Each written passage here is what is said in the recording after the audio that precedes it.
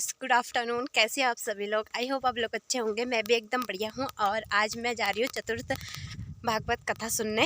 आज चौथी है तो चलते हैं अभी। और आपको पता ही है मैं किसके साथ जा रही होंगी, तो दीदी लोग ही है मेरे साथ अभी भी। और अभी बज रखे हैं 12:10 हुए हैं, तो अभी चलते हैं। वहाँ कथा स्टार्ट हो चुकी है वैसे, तो अभी हम जा रहे हैं, फटाफट से चलते हैं और आपको सीधे वहीं जाके दिखाएंगे। तो गाइस, हम लोग ना पहुंचने वाले हैं, बस थोड़ी सा ही दूर में है अभी। और मैं बना के लाई हूँ, देखिए, माला। और देखते हैं वहां जाके क्या होता है, फटाफट से चलते हैं।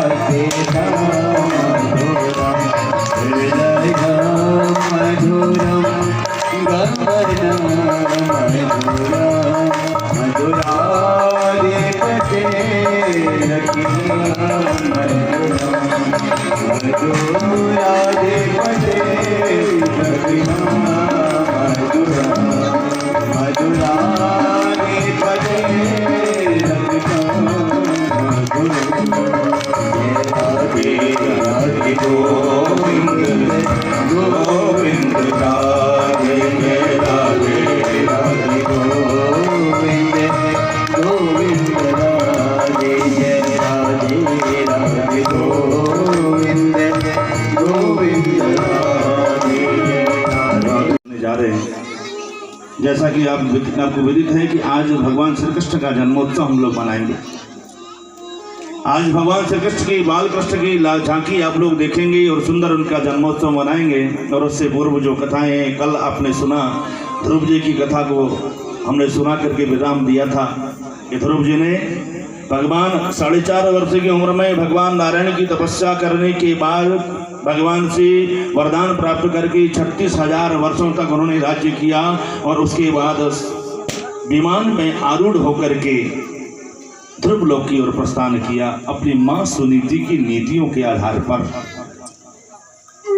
जब अच्छे संस्कार उन्हें दिए, अच्छी शिक्षा उनकी मां ने उन्हें दी, तो उस आधार पर उन्हें परमात्मा की प्राप्ति हुई। नहीं तो इतनी कम उम्र में भगवान को प्राप्त करना ये बहुत बड़ी बात है।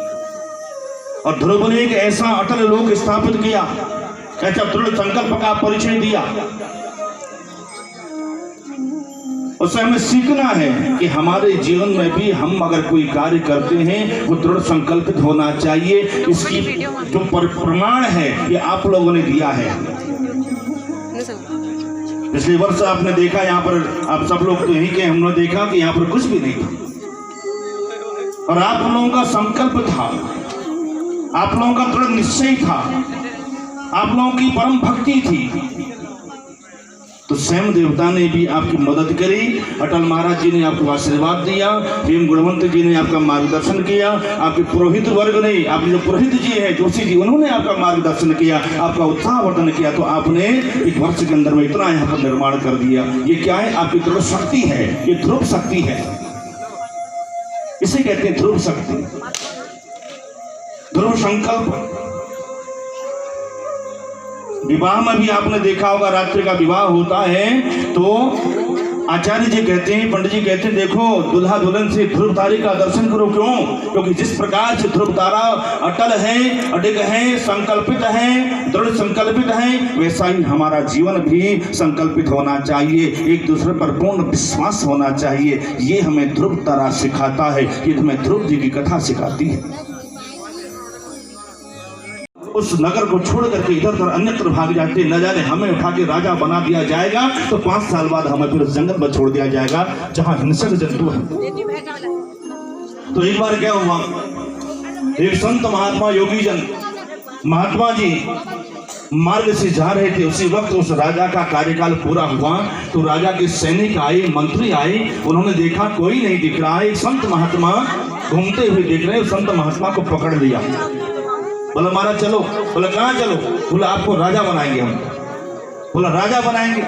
बोला हमने पहले ही अपना घर परिवार सब कुछ छोड़ रखा है अपने उस परम लक्ष्य को प्राप्त करने के लिए, आप हमें फिर इस राजकाज में फंसाओगे, हम राजा नहीं बनेंगे। बोला नहीं नहीं, आप नहीं जानते, इस राज्य का नियम है, राजा के कार्यकाल समाप्त होने के बाद जो व्यक्ति पहला मिलता है उसे हम राजा बनाते हैं।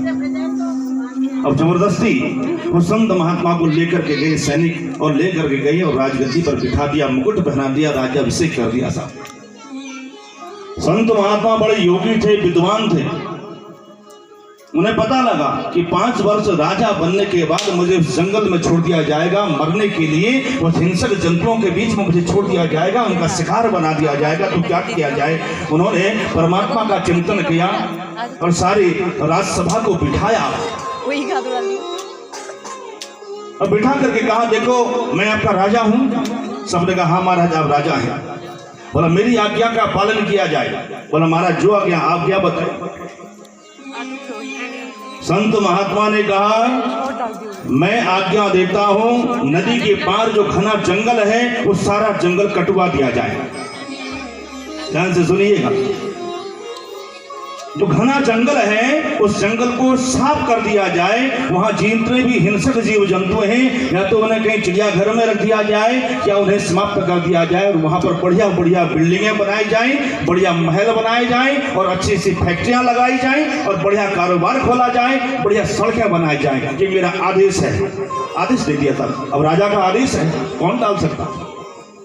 सारे सैनिक लग गए और 5 वर्ष के अंदर में जिस राज्य का उन्हें राजा बनाया था उससे भी ज्यादा सुख सुविधा वाला वो राज्य बन गया था। वो शहर ऐसा बस गया, ऐसी सुविधाएं हो गई। अब तो संत महात्मा ने कहा अब यहाँ रहो या वहां रहो, बात तो एक ही। समझ में नहीं आई? देखिए कहने का तात्पर्य है हमें इस जीवन में भेजा है परमात्मा ने, इस लोक में ये जीवन में भेजा है, यहाँ का अपने इस संसार में भेजा, इसलिए भेजा कि संसार की सुविधाओं को प्राप्त करने के साथ साथ हम अपने परलोक को जहां हमें जाना है उसकी चिंता करनी है कि वहां जाना है कुछ वर्ष बाद। यहां तो सुख मिल गया लेकिन आगे का क्या। तो संत महात्मा ने सोचा कि भाई 5 वर्ष तो मैं राजा बनकर के अच्छे से भोग लूंगा, लेकिन 5 वर्ष के बाद मुझे उस जंगल में जाना है, क्यों ना उस जंगल को सफाया कर दिया जाए, साफ कर दिया जाए। अब तो संत महात्मा ने कहा भाई यहाँ रहो या वहां रहो, बात तो एक ही है। इसलिए इस जीवन में हमको आए हैं, इस जीवन में आकर के हमने उस परलोक के बारे में सोचना है, विचार करना है। ये जीवन हमारा कट जाएगा लेकिन इस जीवन के बाद हमें जहाँ जाना है वहां की गति क्या होगी, वहां का हमारा कैसे हमारा जीवन निर्वाह होगा, ये हमें सोचना है, परलोक की सोचनी है। कारण उसकी मृत्यु हो गई, बेन का शरीर शांत हो गया। अब राजगद्दी में बैठने वाला कोई नहीं था, बेन की कोई संतान नहीं थी, तो जितने भी ऋषि मुनि ब्राह्मण थे उन्होंने उस बेन के शरीर को मथना प्रारंभ कर दिया था मंत्रों के द्वारा, शास्त्रों के द्वारा, जो द्वारा उसमें रचित जो ऋचाओं का प्रयोग करके उन्हें उसके शरीर को मथना प्रारंभ कर दिया। उस शरीर को मथ करके उन्होंने एक पुत्र उसके शरीर से उत्पन्न हो गया और उसका नाम पड़ गया पृथु महाराज। और पृथु महाराज की पत्नी का नाम है अर्ची, जो साक्षात महालक्ष्मी है। आप जरा ध्यान दीजिएगा। पृथु महाराज ने देखा कि सारी दुनिया में दुर्भिक्ष पड़ा हुआ है, लोग भूखों मर रहे हैं, त्राही त्राही हो रही है। क्यों? क्योंकि समस्ती संसार में जब व्यक्ति पाप करता है, जब पाप पड़ जाता है, उन पापियों की पाप का परिणाम सारी प्रकृति को भोगना पड़ता है। संसार में अगर कुछ लोग पाप करते हैं, उस पापियों की पाप का परिणाम जो है समस्त समष्टि को भोगना पड़ता है। जिस प्रकार से गेहूं में खून पिस जाता है, उसी प्रकार से उन पापियों में सत्कर्म करने वाले, सत्धर्म करने वाले व्यक्ति भी मारे जाते हैं, वो भी पिस जाते हैं। राजा बेन ने ऐसा अत्याचार किया साहब। राजा बेन ने इतना अत्याचार किया, उस अत्याचार करने के कारण सारी धरती में अकाल पड़ गया, सारी धरती में सूखा पड़ गया। 100 वर्षों से वर्षा नहीं हुई साहब। तो एक मुट्ठी बीज किसान खेत में डालता तो बीज, एक मुट्ठी बीज भी उत्पन्न नहीं होता, ऐसा अकाल पड़ गया। लोग त्राही त्राही जल और अन्न के लिए तड़प करके मरने लगे। राजा पृथु इतने पराक्रमी थे, उन्हें क्रोध आया और अपना धनुष बाण हाथ में लिया और पृथ्वी को मारने के लिए दौड़े। अरे पृथ्वी, तुझमें अगर अन्न नहीं हो सकता है तो हमें कुछ दे नहीं सकती है, तुझे मैं समाप्त कर दूंगा। जब पृथ्वी को मारने के लिए राजा पृथु गए तो पृथु के सामने पृथ्वी ने गौ का रूप धारण किया और हाथ जोड़ करके प्रार्थना करने लगी, महाराज मुझे मार करके क्या मिलेगा बताइए। राजा ने अपनी समस्या बताई तो पृथ्वी ने कहा, मेरा कोई कसूर नहीं है, कसूर तो तुम्हारे पूर्वजों का है। और उस बीज के कारण, उस पाप के कारण आज तुम्हारी जो प्रजा है, जो जनता है, वो भी अधर्म के मार्ग पर चल पड़ी है, वो अकर्मण्य हो गई है, कर्म नहीं करना चाहती, धर्म नहीं करना चाहती। तो उसका प्रभाव है कि मुझ पर एक बीज या मुझ पर कोई अन्न नहीं उग रहा है, इसी का प्रभाव है वो अधर्म का। अधर्म बहुत बढ़ गया, इसलिए मेरी जो उर्वरा शक्ति है वो समाप्त हो गई। तो राजा पृथु ने हाथ जोड़ करके पृथ्वी से कहा कि हे देवी, आप मुझे मार्ग बताइए, मैं अपने इस पृथ्वी को कैसे उपजाऊ बनाऊं, कैसे अन्न और ये फसलों को पुनः से उगने का ऐसे माध्यम कौन सा है, क्या है, कैसे करूं।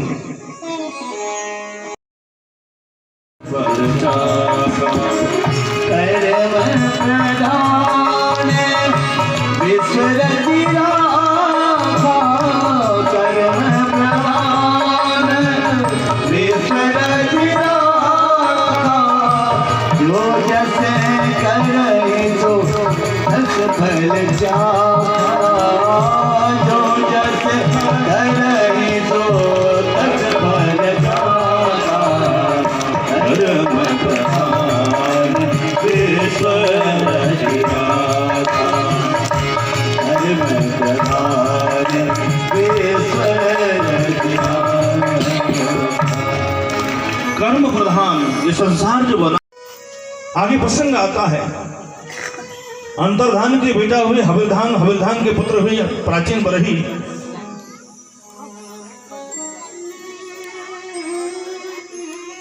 प्राचीन बरही और भागवत का ये बहुत सुंदर प्रसंग है, ध्यान से सुनिएगा। हविलधान के बेटा जो प्राचीन बरही हैं, उन प्राचीन बरही ने जीवन में बहुत सारे यज्ञ किए, लेकिन यज्ञ का फल नहीं मिला।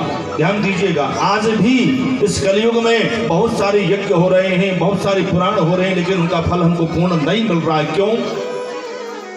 क्यों नहीं मिल रहा? शास्त्र कहते हैं, इतिहास पुराणानि वेद शास्त्र विधि बिना। अगर कोई यज्ञ यागादि, कोई पाठ कथा अगर शास्त्र के, इतिहास के, पुराणों के, वेदों के नियम के विरुद्ध होता है तो उसका फल नहीं मिलता है, उसका फल हमारा गलत होता है। शास्त्र के विरुद्ध किया जाने वाला प्रत्येक कर्म अनैतिक है, वो नैतिक नहीं है। कभी कभी हम बहुत से यज्ञ करते हैं, लेकिन यज्ञ का फल हमें नहीं मिलता। क्यों? क्योंकि उस यज्ञ में बहुत सी वस्तुएं होती हैं, बहुत सी बातें होती हैं, बहुत से कार्य होते हैं जो अच्छे हम करने की कोशिश करते हैं, लेकिन अच्छा करते करते गलत हो जाता है। हमारे मन से, हमारे तन से या हमारे धन से कोई गलत उसका प्रयोग हो गया तो उतने में यज्ञ का फल नहीं मिलता साहब। चाहे वो कथा यज्ञ हो, चाहे वो हवन यज्ञ हो, चाहे वो दान यज्ञ हो, चाहे वो किसी प्रकार का भी यज्ञ हो, भोजन यज्ञ हो। अगर आप किसी ब्राह्मण को घर में बुला करके भोजन कराते हैं, वो भी एक यज्ञ है। आप अपने घर में किसी साधु महात्मा को दान देते, वो भी एक यज्ञ है। आप ये कथा सुन रहे हैं ना, ये भी एक यज्ञ है। यज्ञ वही स्वाहा करने से यज्ञ नहीं होता, वो भी यज्ञ है, लेकिन ये भी एक यज्ञ है। इसीलिए कहा गया श्रीमद् भागवत सप्ताह ज्ञान यज्ञ, ये ज्ञान यज्ञ है। साधु को क्या दिन में 5 बार स्नान करना हमारा धर्म है? व्यास जी ने कहा बिल्कुल नहीं। क्या पेड़ में उल्टा लटक करके भगवान की तपस्या करना हमारा धर्म है? बोला बिल्कुल नहीं। महीने में 30 दिन होते हैं, 35 दिन के उपवास करना क्या हमारा धर्म है? बिल्कुल नहीं। तो संतों ने कहा तो धर्म क्या है? क्या हमारी जो करोड़ों अरबों की संपत्ति है उसको दान कर देना धर्म है? व्यास जी ने कहा बिल्कुल नहीं। परम आदरणीय महर्षि वेदव्यास जी ने एक श्लोक में धर्म की परिभाषा सुना दी साहब। श्रूयताम धर्म सर्वस्वम श्रुत्वा चैवापधर्यताम आत्माना प्रतिकूलानि परेषां न समाचरेत। कितना सुंदर उत्तर दिया वेदव्यास जी महाराज ने। क्या व्यास जी ने कहा कि जो बात हमको अपने लिए बुरी लगती है, जो बात हमें अपने लिए अच्छी नहीं लगती है, वो कार्य, वो बात, वो कर्म दूसरे के लिए मत करो। इससे बड़ा दूसरा कोई धर्म है ही नहीं। हम चाहते हैं कि हमें कांटा भी न चुभे, और हम अपने शरीर को हृष्ट-पुष्ट बनाने के लिए, अपने शरीर को लाल बनाने के लिए बकरे का मांस खाते हैं, मुर्गे का मांस खाते हैं, उनकी हत्याएं करते हैं। कहां तक अच्छा है बताइए? अपने शरीर को हृष्ट-पुष्ट बनाने के लिए हमें अपने शरीर में जरा सा कट लग जाए तो हमें दुख होता है, हम दूसरे को मार रहे हैं। ये कहाँ का धर्म है? इसलिए वेदव्यास जी महाराज कहते हैं जो वस्तु, जो चीज हमें, जो बात हमें अपने लिए अच्छी नहीं लगती है वो दूसरे के लिए मत करो। इससे बड़ा धर्म कोई है ही नहीं। मत करो पूजा पाठ, मत करो दान धर्म। बस आपके हृदय में दया आ गई, आपके हृदय में दूसरे के प्रति सम्मान आ गया, और आपके हृदय में दूसरे के प्रति उसका सम्मान बढ़ाने की इच्छा हुई, दूसरे का सम्मान करने की इच्छा हो गई, वही सबसे बड़ा धर्म होता है। आप किसी का हृदय मत दुखाइए, आप हमेशा हर किसी को प्रसन्न करने का प्रयास करिए। इससे बड़ा धर्म कोई नहीं होता है, इससे बड़ा धर्म कोई नहीं होता। बाहर और घर आकर के मोबाइल देखना और सो जाना, सुबह उठ के फिर नौकरी में चला जाना, किसी को कोई समझ नहीं चाहता। पहले से घरों में क्या, गांव में भी चौपालें होती थी, गांव के बुजुर्ग लोग सब लोग एक जगह पर एकत्रित होते थे। कहीं पर कभी भजन होता था, कभी कीर्तन होता था, कभी कथा होती थी, दंत कथाएं सुना करते थे। हमें भी याद है बचपन में हम भी अपने पिताजी के मुंह से दंत कथाएं सुना करते थे। 4-5 लोग हमारे घर भी बैठते थे, आस पड़ोस के लोग। शायद आप लोगों के अभी ऐसा होता होगा पहले। आज ये सब समाप्त हो चुका है, किसी को समझ नहीं है। अरे एक बिल्डिंग में 4 फ्लैट हैं तो एक दूसरे के बारे में जानते ही नहीं है। पड़ोस में कौन रहता है पता नहीं, बगल वाले कमरे में कौन रहता है ये पता नहीं, किसी को किसी से मिलने का समय नहीं है।